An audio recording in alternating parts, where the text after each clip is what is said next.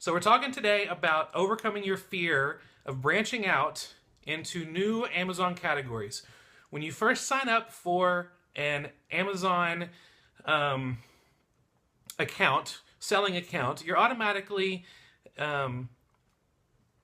you're automatically included in a whole bunch of categories: books and toys and video games and music, and there's a whole bunch of them that you're automatically involved in. And so most people start focusing on those categories, and that's good. It's a good place to start. I recommend, if you are a new Amazon seller, to focus mostly on books and toys. Books and toys. Yes, home and kitchen is also one that you're automatically added to when you first join. But if you're a new Amazon seller, I would focus mostly on books and toys.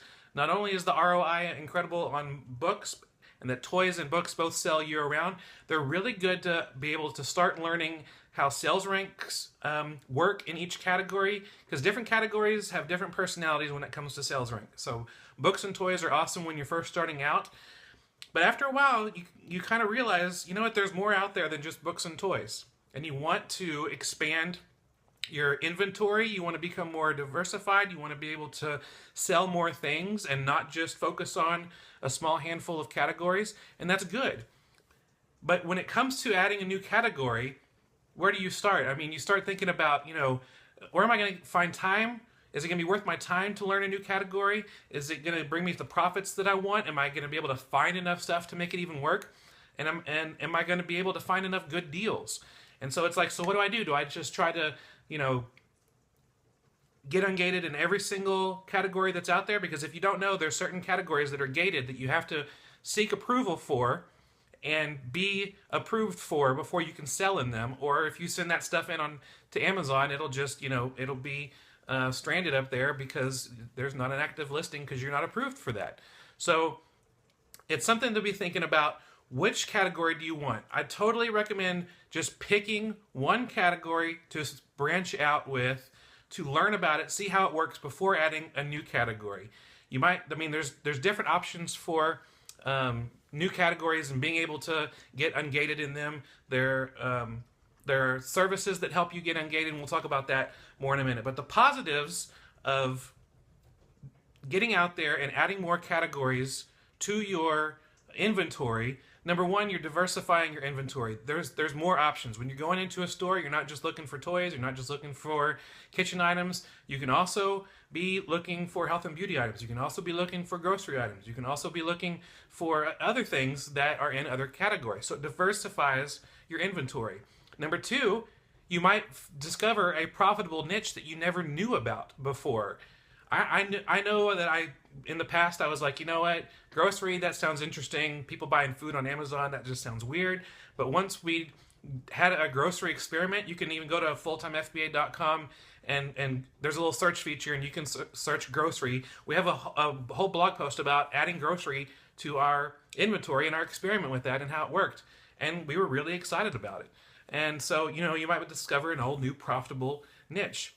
And then thirdly, there are items to resell that are everywhere. You don't want to just go to a store and get a couple things and you're like leaving profitable inventory behind because you're not approved to sell in those categories. So it's definitely something that you need to do. But there's three fears that really hold people back from branching out into new categories. The first fear is the fear of grocery and beauty. People are thinking, oh, there's all these expiration dates, and there's lotions and stuff and things. It's just weird. How am I going to be able to keep track of expiration dates and stuff? Well, you don't really need to fear that because there are solutions for that. When we first got started, we could put together a spreadsheet where we put our expiration dates on. We took care of things, and now we use our listing service. We use Inventory Lab. You can find out more about Inventory Lab at fulltimefba.com/inventory-lab and see what we use. But you can put the expiration dates in them when you're listing them through Inventory Lab on Amazon. And so it's something that it's all taken care of. We don't have to worry about it. Plus, Amazon, for the most part, will not sell an item that has been expired. They have a a thing in their system when they receive their groceries. The people who are receiving are supposed to, and 99% of the time they probably do, mark that expiration date in the inventory in their computers, and when 50 days before that expiration date comes, they mark it for disposal. They set it aside so they will dispose of it. And so it's, if you want that money back, and because you just want to finish off those marshmallow brownies yourself instead of having Amazon throw them away that are 50 days from expiration, if you want to send them back, you need to make sure you do it before the 50 days are up. So you can just set a little alarm on your phone or use your listing service like Inventory Lab to be able to notify you so that you can take care of that. So you don't have to worry about that. So the worries about grocery and beauty, nothing to fear there. There are answers for your worries. The second fear is the fear of clothing and shoes. Now, this is a very popular category right now. There's so many people talking about, oh, shoes are the savior, and clothing is the most amazing thing ever. And yes, while they're very profitable, it's a really hard category to start to learn because it's unlike any other category. And that causes people to experience fear. They fear all the variations. They fear the colors. They fear the fact that there's not as accurate and applicable sales rank history when it comes to variations in colors. When you're trying to look at camel, and other websites to get information about the sales rank and the history, there's just so much to think about. And so it's a whole new personality. That category is a whole new personality that you need to learn. And so a lot of people, they're worried about it and they have fears, and it stops them from taking action. And once again, there's a truth to overcome that fear. And the truth is that there's education out there for you to learn. There are Facebook groups just about clothing on Amazon, just about shoes on Amazon. There's Facebook groups that you can ask questions in and get the answers that you're looking for. But the best feature about the Facebook groups is the search feature. Because most likely, if you've thought of a certain question, there's an answer already out there just waiting for you to find. And so if you can go to one of the Facebook groups on shoes or clothing, or maybe just a larger Facebook group, the full-time FBA Facebook group, there's so many out there. Use the search feature and type in, shoes variations and see what other people are asking, or clothing sales rank, and find the answers that you're looking for. And after you search for it, if you don't find it, then you can ask within the group, and most likely you'll get the answers that you're looking for. So the education is out there. There's people that have written books just about shoes, books just about all these type of things. But the best way to learn something, as always, is just by trial and error, doing it yourself, going out there, finding shoes or clothing to sell, sending it in, seeing how things happen. Most of the time, we learn better by doing things ourselves than by reading something on a piece of paper. And just go out there and just be okay. This is an experiment. This is your tuition for learning about shoes and clothing, or whatever category your fear of branching out to. Take action, move forward, do something, see how it works. If it's a success, celebrate. If it doesn't work, see what you can learn from to move forward. The mistakes that you make are opportunities to learn. So remember that. And so the third fear about branching out into new categories is the fear of gated categories. Now, like I said before, you automatically have categories that you are able to sell in when you first sign up, but then there's categories that are gated, and you're like, how do I get in? I've tried to send an email. Some categories are really easy to get in. Collectible books, pretty much you just have to fill out a few answers and you'll get approved. But there's other categories that are a lot more difficult.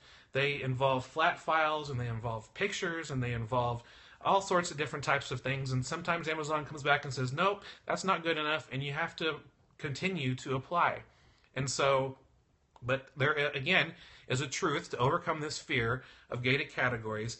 There are services out there to help you get ungated. There's a service, I don't know if you've heard of Jessica LaRue and the Selling Family. She offers a category approval service that I highly recommend. My wife will put a link to that on the screen. I believe it's fulltimefba.com/category-approval. We've used her service to get ungated in shoes. And we started with her service. They took care of everything that we needed to do, and we were approved in less than 48 hours for shoes. It was awesome. And now we're selling shoes. We've got all sorts of fun shoes up at Amazon that are selling now, thanks to that. And I highly recommend her service. I also was blessed to be able to be a part of a beta project of a new course that's going to be coming out sometime next year that is all about taking you through every single category that's gated and giving you the step-by-step process to do it. So we went through, they had videos, they told us exactly what we needed to do, and we were able to do it ourselves. So it wasn't someone else doing it for us. It just basically was someone walking us through it. And we were able to get ungated with clothing, luggage, sunglasses, handbags, all those type of things within 48 hours. And so when that course becomes live, it's just in beta right now, so it's not available for sale. But when that course goes live, you'll hear about it. I'll blog about it. Be sure you're subscribed to the blog, fulltimefba.com, and we will talk more about it. I've noticed in some of the comments that some people are asking about the grocery experiment that we have. If you go to fulltimefba.com and just search in the word grocery, one of the blog posts will be about the grocery, just our experience with learning grocery and how we were able to do it and what we've learned for it. So I'm sorry I don't have a quick link for that, but if you do that, you'll be able to find it pretty quickly. And so, and another way about learning about how to get ungated, there's a lot of people who've written little articles about how they've been able to do it. Now, I want to make sure I follow the advice of someone that I trust and is also giving other really good advice, because you don't want to try to get ungated by following that advice. But there's information out there, and there's people who can help you. But my biggest tip is one of the things I talk about all the time: focus. I love the acronym for focus. Follow one course until successful. Don't feel like you have to jump into every single category that's out there and to get involved with trying to do it all. Take it one at a time. Once you've got toys and books and home and kitchen and video games and all the basics, once you get a good understanding with that, then add something that you like. If you love shoes, focus on getting ungated in shoes and learn shoes. If you love clothing, there's so many different options for you out there to go take the next step. But follow one course until successful, and it will really help out in the long run, because if you try to do a little bit of everything, you're going to end up doing nothing. That's all for today. I really appreciate you watching this video, and if you liked it, I'd appreciate a thumbs up below. If you have a comment or a question, leave that below too. We do our best to reply to comments as soon as we can. If you want to add to the discussion what we're talking about, leave a comment below. If you have a question, trying to understand things better, or maybe how to take it even deeper, leave that below and we'll do our best to reply. And if you want to make sure you don't miss out on any upcoming videos, be sure you click subscribe so that you are able to follow us and get all the free Amazon FBA training videos that come out all the time. And if you want to learn more about me, go to fulltimefba.com, click subscribe, get a bunch of free PDFs, things that are able to help you take your business to the next level. And of course, if you're looking for any of the links that we talked about in this video today, those can be found in the description below, so you can click on that and go find out more information about the things that you're wanting to know. So that's all again for today. Find out more from me, fulltimefba.com. I hope to see you there, and I hope you have a great day. Bye.